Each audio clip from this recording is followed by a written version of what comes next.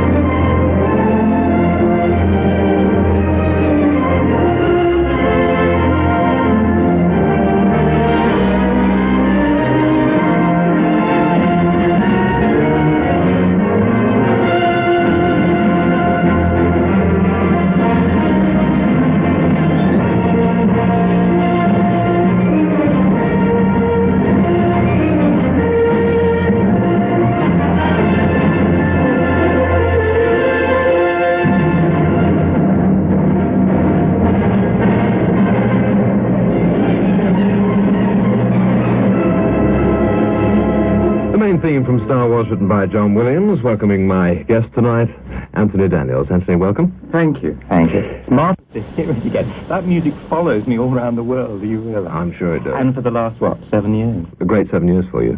It's been an extraordinary 7 years. C-3PO has turned out to be, if not the most popular character, a very, very popular character with legions and legions of Star Wars fans. Why do you think that is?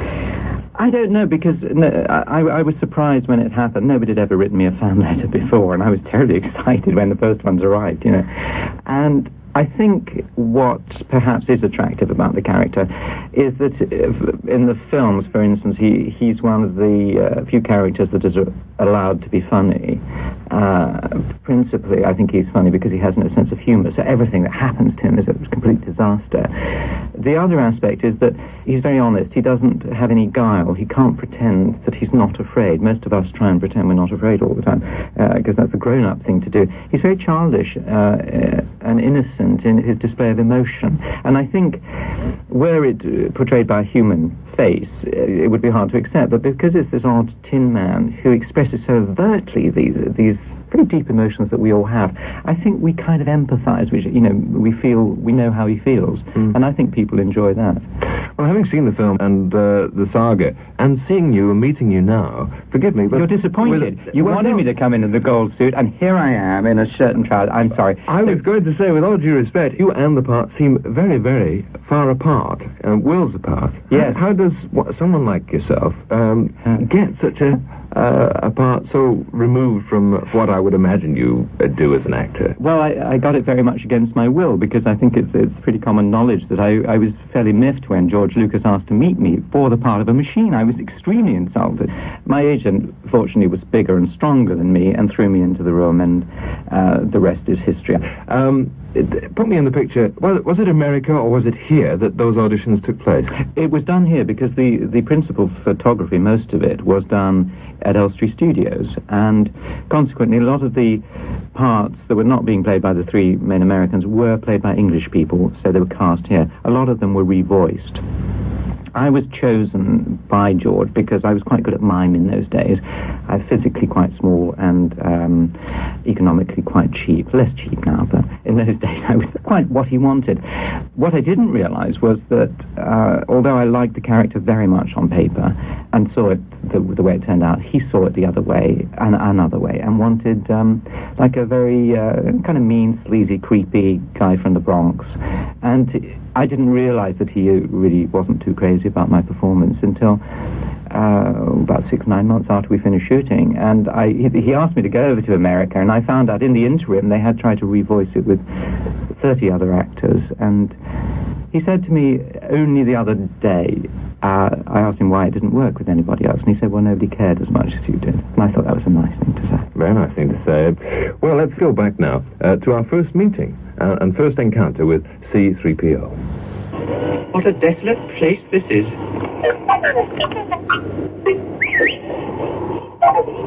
Where do you think you're going? Well, I'm not going that way.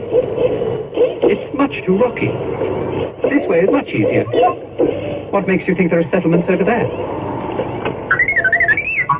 Don't get technical with me. What mission? What are you talking about? I've just about had enough of you. Go that way. You'll be malfunctioning within a day, you nearsighted scrap pile. And don't let me catch you following me, begging for help, because you won't get it. The problem there is that in all these films, I'm talking to myself. I mean, it goes, what makes you think there are settlements over there? Pause. Absolutely nothing happens. Nobody speaks to me. Nobody helps. Nobody says, you've got another line or you've forgotten. There's just these terrible silences. The beginning of Return of the Jedi, I'm with R2-D2 and the thing that comes out of a door. I have a three-way conversation and I'm the only one speaking. I only get one person's salary. I don't think it's fair. Well, I'm right in thinking that this was your first main feature film, Star Wars. It was my first film at all. I'd, in fact, only been acting a couple of years. I started on the radio, BBC. I won the Drama Award. I think partly because I had been brought up listening to radio. I personally didn't have a television for a very long time and was thoroughly hooked on radio drama and still enjoy it a lot. And I think possibly the training I got from the BBC helped me to sort of create C-3PO's character and performance. I have to find a way of overacting enough so it comes through and compensates for the things that I don't have, like any kind of dexterity, or I have no fingers to work with, I have no face to work with, very limited gestures. I think the radio training helped enormously there. But, you have to realize, if you only had 3PO in that film, 3PO with a spaceship, with a speeder car, with R2-D2, you'd get very bored. One of the reasons 3PO works very well is the sincerity with which Luke Skywalker, Mark Hamill, talks to 3PO, treats 3PO as a real entity, as a real person. And you, I think, you as an audience, adopt his attitude. Well, if Mark Hamill thinks this Tin Man's for real, then, maybe we're right. We'll go along with that. And it's actually quite a team effort. Apart from your work now with films, were you an early film fan? Yes. When you asked me to do this program, I thought, I don't know anything about film. I don't go and see films. I get a bit ratty with audiences these days, that noise, that smoking, the talking. But I remember a time when people didn't talk in theatres, and when there were lovely films. And the first film that I wanted to talk about, which is very apt, because years later I was to meet him, was Alec Guinness in The Lady Killers. And that was such a joy. It was beautifully innocent, beautifully witty, funny. It had everything.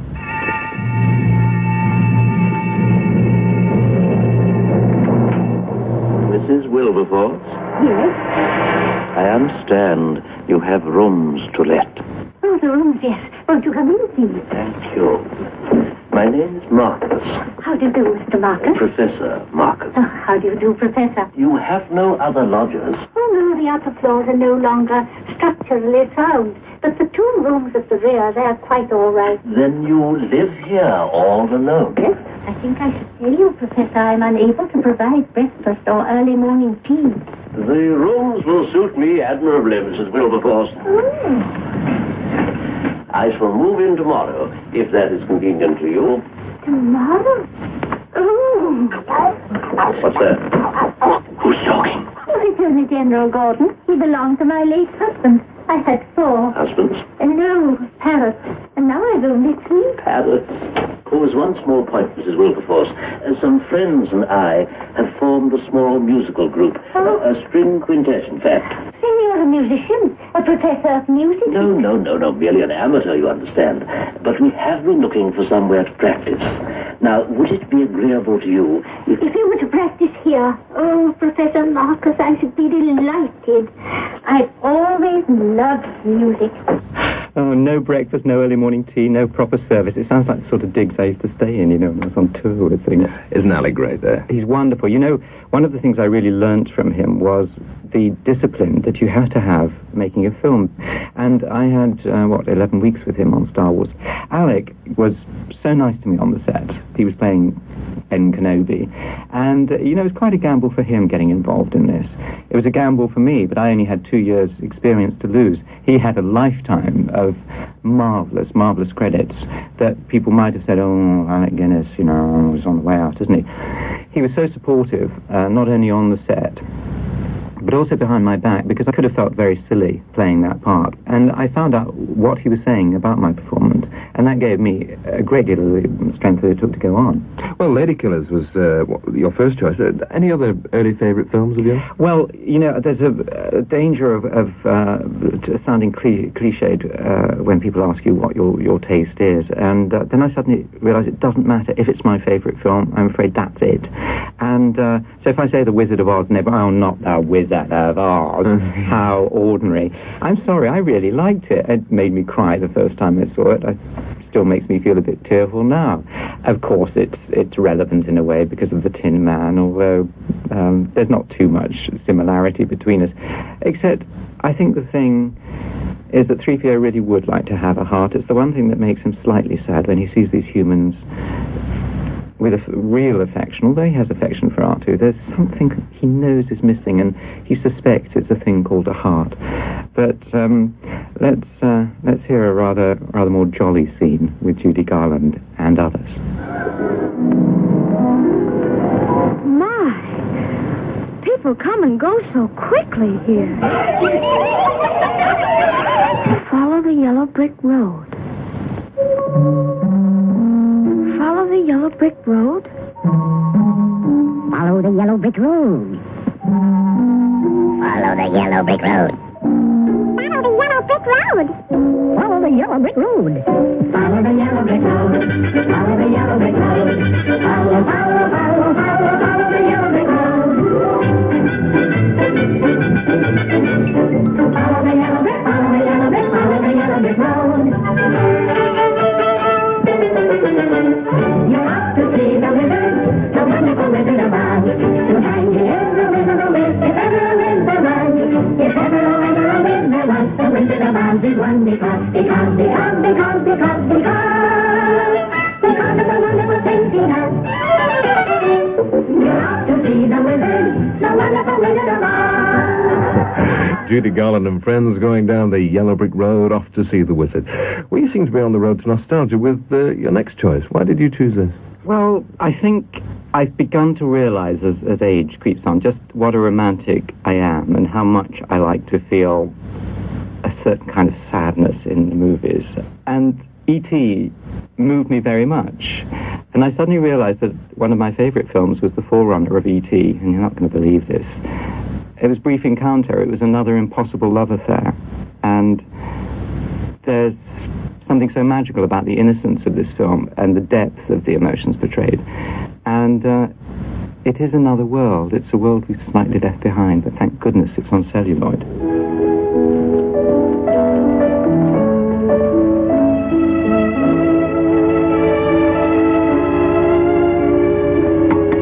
You all right, darling? Yes, I'm all right. I wish I could think of something to say. It doesn't matter not saying anything, I mean. I'll miss my train and wait and see you in No, please don't. I'll come over with you to your platform, I'd rather. Do you think we shall ever see each other again? I don't know. Not for years, anyway. Couldn't I write you just once in a while? No, Alec, please, you know we promised. Well, all right, dear. I do love you so very much. I love you with all my heart and soul. I want to die. If only I could die. If you died, you'd forget me. I want to be remembered. Yes, I know, I do too. We've still got a few minutes. Laura, what a lovely surprise. my dear, I've been shopping till I'm dropping. My feet are nearly falling off. My throat's parched. Oh, dear. Oh, this is Dr. Harvey. How do you do? Oh, how do you do? Would you be a perfect day and get me a cup of tea? I really don't think I could drag my poor old bones over to the counter. No, please. It was cruel of fate to be against us right up to the very last minute. Dolly Messiter. Poor, well-meaning, irritating Dolly Messiter. Crashing into those last few precious minutes we had together. Alec behaved so beautifully. With such perfect politeness. No one could have guessed what he was really feeling. And then... There's your train. Yes, I know. Oh, aren't you coming with us? No, I go in the opposite direction. My practice is in Shirley. Oh, I see. I'm a general practitioner at the moment. Dr. Harvey's going out to Africa next week. Oh, how thrilling. The train now arriving at platform 4 is the 5:40 for Shirley, Lee Green. I must go. Yes, you must. Goodbye. Goodbye. I felt the touch of his hand on my shoulder for a moment. And then he walked away. Away out of my life forever.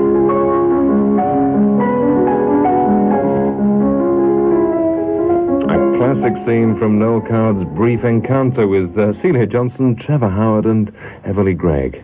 Can you imagine how easy it would have been for them to overplay that scene and to make it a send-up so people would roar with laughter these days? I think even if people see it now, they'll still cry because it's just so real. It's so beautiful. Tell me about this next film, because looking at the title, of course, I think, well, it's a natural choice. You're involved with futuristic space travel and Star Wars and that sort of thing, but 2001, A Space Odyssey was, at its first release, an extraordinary film. About 5-6 years ago, I was sitting on an aeroplane coming back from Los Angeles, and... Where's please, Hal? Hello, Hal, do you read me? Affirmative, Dave. I read you. Open the pod bay doors, Hal. I'm sorry, Dave. I'm afraid I can't do that. What's the problem? I think you know what the problem is just as well as I do. What are you talking about, Hal? This mission is too important for me to allow you to jeopardize it. I know that you and Frank were planning to disconnect me. And I'm afraid that's something I cannot allow to happen. Where the hell did you get that idea, Hal? Dave, although you took very thorough precautions in the pod against my hearing you, I could see your lips move. All right, Hal. I'll go in through the emergency airlock. Without your space helmet, Dave, you're going to find that rather difficult. Hal, I won't argue with you anymore. Open the doors. Dave, this conversation can serve no purpose anymore. Goodbye. One of the very few films in which a voice is instantly recognizable as being a character, although not a character, if you see what I mean. What have you been doing since Star Wars? At the moment, I'm right in the middle of shooting a piece called Country Diary of an Edwardian Lady for Central Television. Not a robot in sight. It's quite nice to really get away from Star Wars. The trouble is, because it's everywhere I go in the world, I've just come back from, America and Dublin and Hong Kong and Japan, and it's sort of everywhere. And it's nowhere around the set in Birmingham. We're shooting in a country house. And although it's been a wonderful experience, there has to come a time when you put it away and say, I can actually offer more than this. Because I haven't been typecast, thank goodness. It used to worry me that people didn't recognize. I used to want to rush out in the street and say, you know who I am. That was a question I was going to ask, but I thought that you've probably been asked it so many times. But are there disadvantages and advantages of not being instantly recognized in the street? Yes, the advantages are perhaps not obvious to people because most people listening will have complete privacy. I've been around enough now with people who are very famous visually and instantly recognizable. And after a while, I'm afraid it can sort of begin to affect you. You begin to slightly resent people always coming up to you, often at the wrong moment. On the other hand, I'm extremely serious about answering fan mail or doing my bit, because if ever an actor is rude to you and says, no, I'm not going to sign an autograph or whatever, just say, listen, mate, it's me paying your salary. Don't you forget that. You wouldn't have a job if I didn't pay to watch TV or pay to see you in a film. So those actors who are a bit offhand about it should really work that one out for themselves. Of course, now I get a lot of recognition in the States because people point at limousines or, from in a hotel or a restaurant, and even they come up to me and say, please, Mr. Moore, could I have your autograph? Because they think I'm Dudley Moore. I am taller and younger. Yes. Can we just touch back onto C-3PO and ask you whether, in fact, you're actually losing any sort of affection for the part? Is there a problem trying to keep the momentum and the interest going for you personally? I nearly didn't do The Empire Strikes Back because making Star Wars was not a lot of fun, really. I suppose I shouldn't admit that, but it's quite hard work, and the problems were fairly big.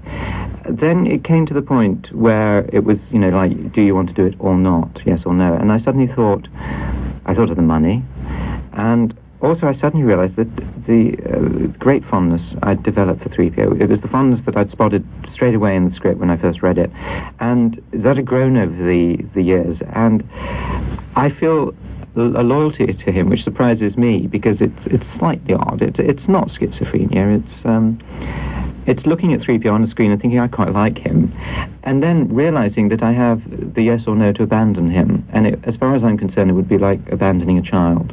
And I couldn't do that. So I stick with him during various traumas, during the radio series. And yes, if there are any more, of course I'll do them, as long as I'm physically able, Before we go into our final scene from The Return of the Jedi and the music from the film, perhaps you could set it up for us and tell us about the Ewoks language. It is kind of complicated.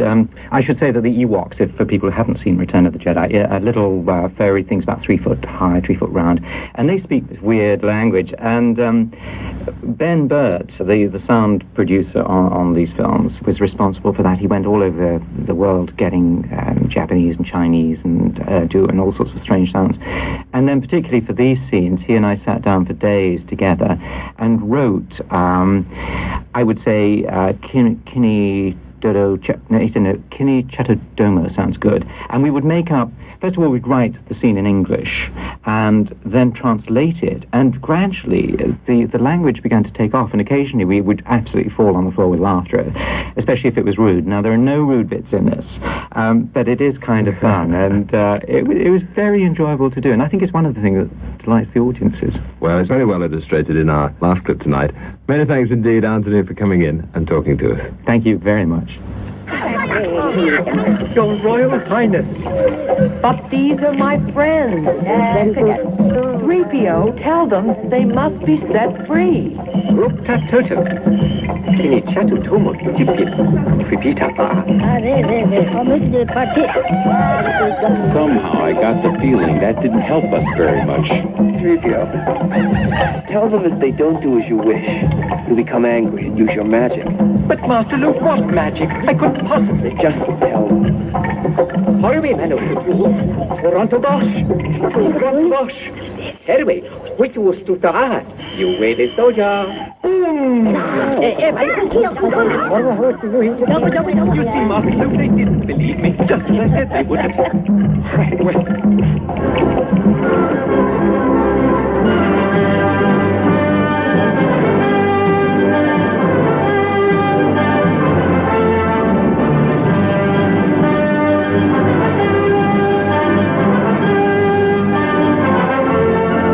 John Williams bringing us full circle with his impressive finale from The Return of the Jedi.